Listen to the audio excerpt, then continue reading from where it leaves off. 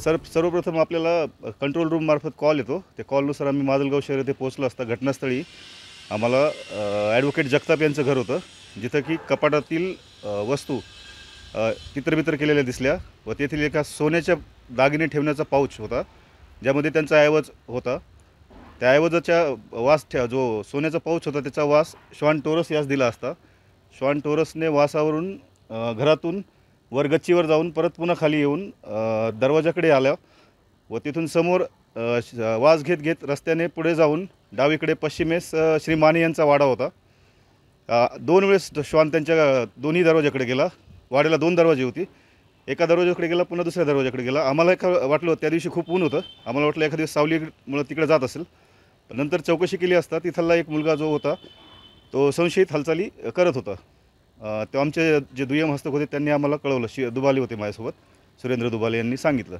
मग त्यावरून आम्ही जे आमची पोलीस तपासाची टीम होती त्यांना सांगितलं की ह्या वाड्यापर्यंत दाखवतो आहे आणि त्या पिठाच्या गिरणीच्या अलीकडच्या एवढ्याच परिसरामध्ये श्वानाने मार्गदर्शन केलं आहे.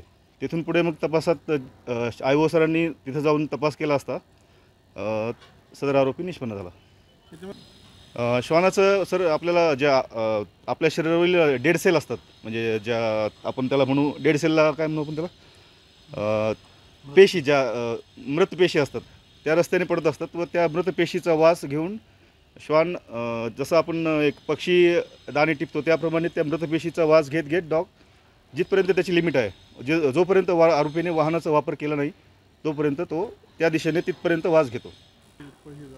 श्वानाचे नाव टोरस आणि ऐवज 3,87,000 रुपयाचा माल होता त्यांचा, सोन्या चांदीच्या दागिन्यासह, जो की 6 तोळे रिकवर करण्यात आला आहे व 1 तोळा बाकी आहे अजून आरोपीकडे. यापूर्वीच्या त्याच्या 4 कामगिरी चांगल्या आहेत, पण 3 पैकी त्याने धारूर येथे 302चा मर्डरचा कॉल होता, तिथेही आरोपी निष्पन्न केला होता.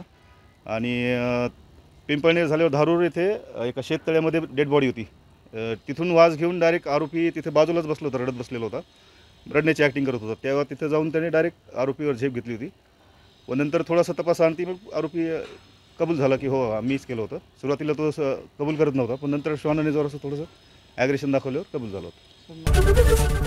ABP माझा, उघडा डोळे बघा नीट.